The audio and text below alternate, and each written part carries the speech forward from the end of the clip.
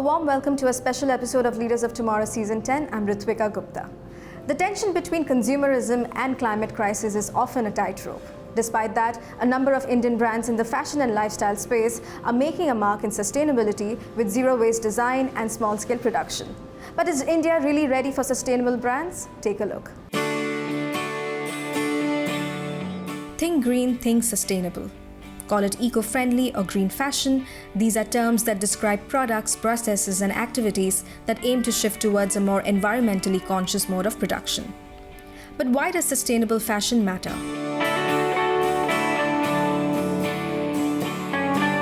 According to a study by McKinsey, the fashion industry is responsible for 2.1 billion metric tons of carbon emissions every year. Adding to that, only 17% of brands are transparent about their annual carbon footprint. And if no abatement actions are taken, a predicted rise in volumes could push carbon emissions to around 2.7 billion metric tons a year by 2030. I think that the consumer is becoming a lot more aware. There's a rising consciousness, and that is actually motivating a lot of brands to move towards sustainability. However, sustainability does come at a premium. It's an expensive proposition. So right now it is only available to a select few in the society, which is why if you look at it, more and more designer wear brands, more and more luxury brands are the ones who are taking the first step towards sustainability. From Gucci, Island Fisher, Vivienne Westwood and Tommy Hilfiger, sustainable practices are being adopted by big players globally. And when it comes to India, several smaller businesses and startups, be it clothing, accessories or even kidswear, are also moving towards sustainability. In India, we have such a rich heritage when it comes to our own textiles, weaves, embroideries, handicraft. There is so much of rich culture there, and that is all naturally attuned to being sustainable and ethical. There is a huge scope for sustainability in India in that sense. For sustainable fashion, I think it's a great market because people are naturally attuned to paying more for things that are pure and that are ethical in nature. So there is a very bright future for sustainable fashion in India. To gain a deeper understanding of the industry in India, on the show today we'll be in conversation with Arundhati Kumar, founder Studio Beej, and Iffat Jivan, business head Edamama. When you want to say you're a conscious business or a sustainable business, you really have to look at it across the spectrum. The idea was that people should not buy us just because we're sustainable. The idea was that people should look at Edamama as a fun brand which is sustainable and affordable. A climate advocate by passion, Arundhati imagines the world as it can be and not as it is. And that's what led her to start Studio Beej. Thank you so much, Arundhati, for joining me today. Thank you so much for having me here. So let's start from the very beginning. Tell us what was the thought behind Studio Beej and what actually made you pursue this dream of yours? I actually spent 18 years as an HR person before I started Beej. I've spent, my career in consulting, banking, media. And then in 2019, I just got tired of doing what I was doing and I wanted to do something of my own. Sustainability was an interest idea, but not so much fashion. Mm-hmm. And interestingly, my dad's had a leather export house for 5 decades now. So I was always thinking I'm going to work with him. And I like to say this, my business really started over a Google search. Mm-hmm. I remember sitting at a co-working space and Googling alternatives to leather. And suddenly all these materials come up in front of me, materials I didn't know existed, although I kind of grew up with the business. And then I started thinking, why isn't some of this available in India? Right. And there was a business opportunity right there. So that's really how Beej started for me in terms of bringing plant-based next-gen material into the country. And the whole idea behind Beej is to combine Indian craftsmanship with next-gen materials to create something which is very premium and for the world. So at this point, I actually want to talk about the industry at large. How do you think the market in India, especially for sustainable fashion and lifestyle businesses, how do you think that has evolved over the years? What has happened with the pandemic is sustainability, that was a very on the fringes conversation, has suddenly become a very mainstream conversation in fashion. So there are brands doing more about it and there are consumers asking for it. Right. But the truth is, I think we still need to do a lot in India to build consumer awareness and get people talking about it. So think of it this way, when someone comes and buys a bag from Beej, they don't come and buy a bag from Beej and then become sustainable. They come to Beej because they're already making a move towards that lifestyle, right? Right. So I think what we need to do as brands, as consumer conscious brands, is come together and create an ecosystem where if there is a consumer who's trying to make a shift, you know, he knows that there are these X number of brands who are offering alternatives, and I can go to them.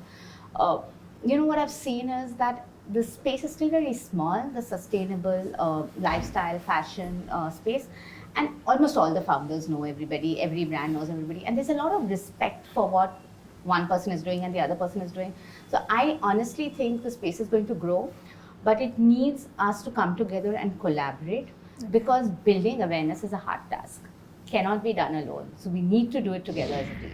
So you know what's interesting about businesses like Beej and this whole conscious fraternity is, Ritwika, that while we are all for-profit businesses, we all have a greater purpose, you know. We all try to bring together a change. And I want to share something very exciting that Beej is doing. We have actually partnered with a set of conscious brands, homegrown brands, to create what we're calling the Climate Collective. And I want to show you this, you know. This is representative of the world heating up. It's actually going from blue to red. Oh, wow. Okay. And we have created a set of products around it, which are based on the climate stripes. And the idea is to get the conversation going. So we're talking to artists, we're talking to musicians, we're talking to galleries, and we're saying, hey, why can't we as a community get together and get this conversation going in India? You know, Arundhati, when we think of sustainability, we often think of a customer base with a very high purchasing power. Do you think that is a limitation, especially for a country like India? I think we need to look at that answer in two ways, Ritwika. Firstly, India is a sustainable country by itself. You know, if you look at a large population of India, they already live sustainably. And what is sustainable living? There's a very large definition to sustainable. You know, you could actually make a shift towards a sustainable lifestyle by spending very little. And there are a lot of people who are already doing that. And then there are businesses like Beej. You know, businesses where the products are expensive, and products are expensive because of multiple reasons. You know, you try and source well, you try and ensure everybody across the supply chain is paid well, you try and manufacture in small quantities, you try and reduce waste. Everything adds up to the cost in that sense, right? So products are expensive, that makes the audience smaller. But I think that audience is only going to get bigger. Right. And with the right kind of awareness, and also as these brands get scale, their price points will come together. So I think at a point we will reach where we are able to give the right kind of products at the right kind of price. But we are still a little away from that. You know, picking up from what you just said, I think you're right. To maintain environmental and social integrity, it can be quite complex and challenging. What would your advice be to entrepreneurs, you know, who want to get into this space, especially the lifestyle and fashion sustainable space? I would say don't try and attack everything at once. Sustainability is too broad a spectrum. I mean, if you use conscious materials, are you sustainable? The answer is yes. But what happens if you're using those same materials but manufacturing at scale and manufacturing under unfair practices? Is that sustainable? The answer is no. If you are able to give employment to people and build livelihoods, is that sustainable? The answer is yes. So I think as entrepreneurs or people stepping into the space, you need to figure out what is that which really appeals to you and which is going to be the crux of your business, and build on that and be true to that. I would also say have shorter supply chains, source locally wherever possible, so that you really are able to maintain the sanctity across the process. Because when you want to say you're a conscious business or a sustainable business, you really have to look at it across the spectrum. Right. So your sourcing, your manufacturing, your packaging, how are you treating your employees, all of it. Great. It was nice chatting with you, Arundhati. Thank you so much. Thank you so much. It's now time for a quick break. We'll be back shortly. Stay tuned.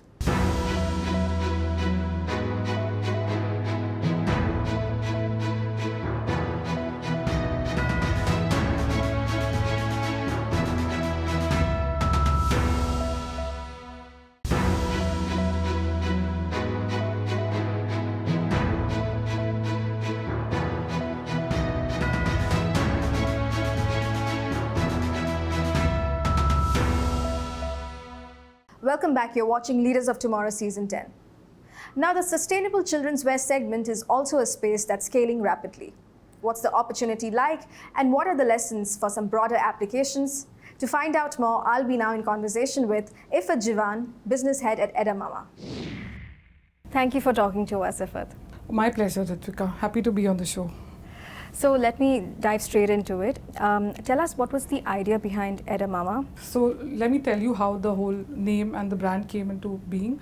Alia has always, like you know, this brand is founded and conceived by Alia Bhatt. And Alia has always had a very keen interest for the environment, and she has an NGO that most people don't know about. It's called Coexist, where she's constantly working for the environment and animals. From that, she realized that there was a really big gap in the kidswear segment, you know, not particularly in clothing, but in the fact that nobody was really talking about sustainability to the kids. And she strongly felt that this is the age group that she wanted to target, because this was the right time to kind of talk to them and explain to them that they can adopt a lifestyle that is sustainable and fun at the same time. So that's how the brand came in, you know, the thought of the brand came into being.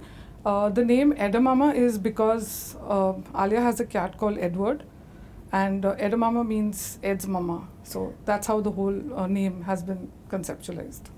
You know, convenience is a key trap when it comes to sustainable clothing, especially in kids wear. Tell me why your consumers, your target consumers, you know, should opt for sustainable clothing as opposed to, say, fast fashion or even, you know, your big box retailers where they can get their staple clothing from. So when we launched the brand, we were very clear that the brand would be affordable. Okay, that was Alia's mandate to us, that it has to be accessible. So normally when you say sustainable, you think expensive, boring, dull shades, you know, boring hues like beiges and browns. That's the norm, right? When you think sustainable. But contrary to that, if you check out our clothing line, it's fun, it's vibrant, it's playful, and at the same time, it's priced really well.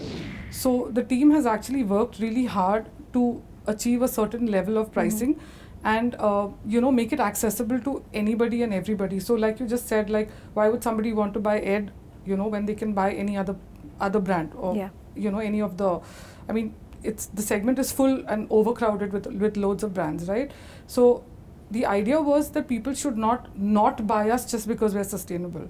The idea was that people should look at Edamama as a fun brand which is sustainable and affordable. So these were the three mandates that we've been working on very hard, and we've kind of achieved it pretty much, because we get a lot of feedback saying that the brand is very affordable, very reasonable and well priced.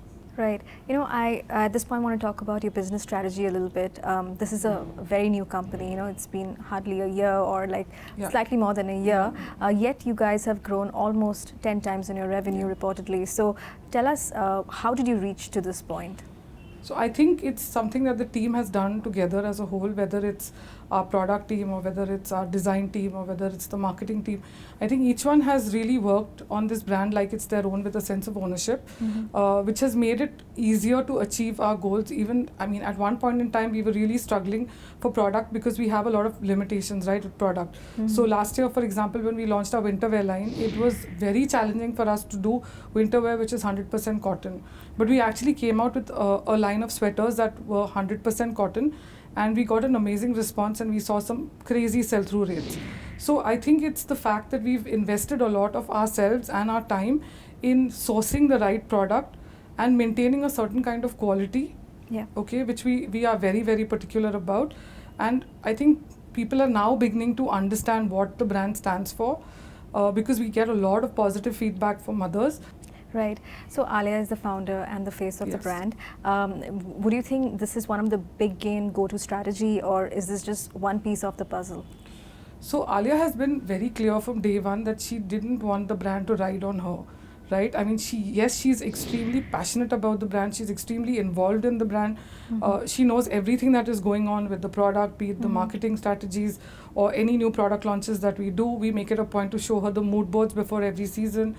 But she's always been very clear that the product should be able to hold its own, and I think we finally managed to do that. Right. So I wouldn't say that, of course we have Alia, which is a big thing, but I would say that she's also given us the freedom to work on a product line that has been able to hold its own. So let's talk about the kidswear segment right now. What do you think is the potential of this market? Do you see it as a lucrative market for India? It's extremely lucrative because we're just about getting into organized retail with kids.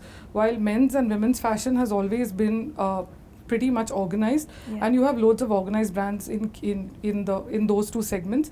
When you think of kidswear, can you think of a single Indian brand that is actually at the top of your head? You'd probably have to think, like you'd probably think of a lot of international brands that have come in and made their space here and their mark here. But unlike Edamama, which is a 100% vocal for local brand, everything that we source is made in India. So we do not source anything from out of the country, though that would be the easier way out. We've actually decided to go one step further and ensure that everything that we source and use in our products is made in India.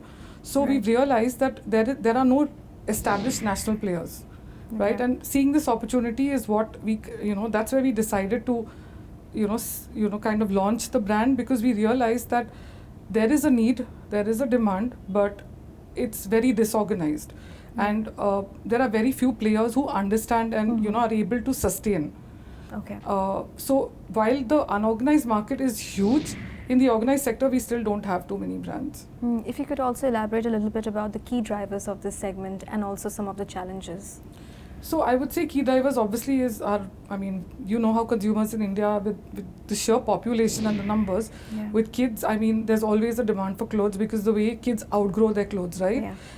Parents don't have a choice. So especially they're in the growing stages, right up until they're 14, they need probably new clothes every 6 months. So that is one of the key drivers.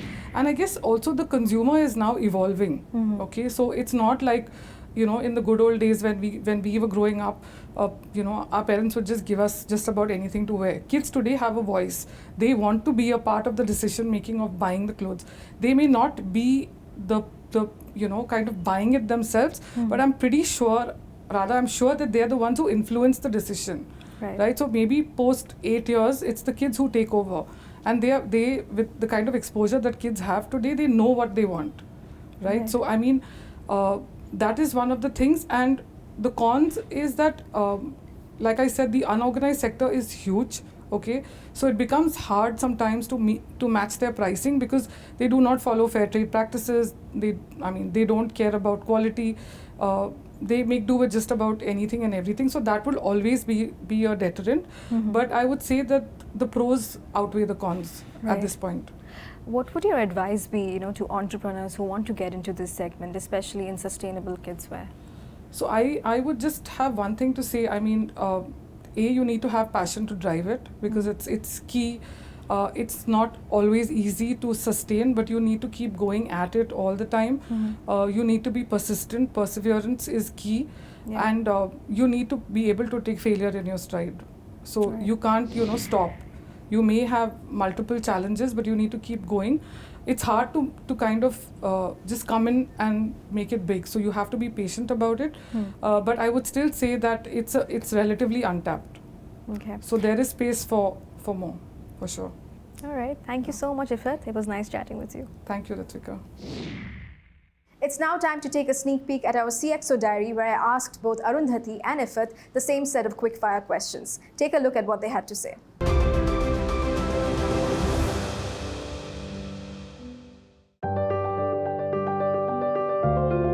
Fall down 7, get up 8. Stay positive, work hard, and keep persevering and be persistent. Keep going even when things seem impossible. Leadership is not a designation, it's an action. So anybody who has a view is able to state a view and shape a view. In my mind, that person is a leader. I personally think leadership is the ability to be able to inspire the people you work with to believe in your vision and help build it. And I think we are defined by the team that we build. 5 a.m. It's definitely the evening when I go home and spend time with my kids. This is us. I love the show. I'm currently watching a show called Lincoln Lawyers, and I really like the protagonist because of his constant tenacity to keep solving his cases even though he keeps messing up. I find it very hard to focus on one thing at a time. I'm always doing 10 things at the same time. I don't like giving up, and that makes it really hard I'm kind of hard on myself because I don't give up till I get what I want. Exciting ideas. Always, every time I get bored of work, I think of something very exciting that I'd like to do, and then I all up for it. The products that I work on. Branch escape from Airbnb. So I don't really admire any single person, but I kind of like to imbibe, traits of people that I meet in everyday life and constantly read about. LinkedIn. I don't have any favorites, and going by the age that we live in today, I think each of them are equally important. A means to an end.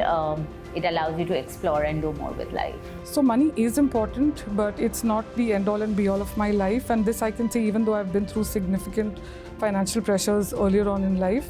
I feel money should be used as a tool to add value to somebody's life and not purely, monetary success.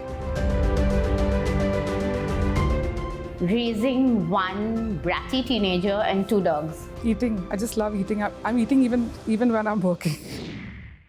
With that, it's a wrap on this special edition of Leaders of Tomorrow Season 10. Hope you enjoyed the conversations. Goodbye.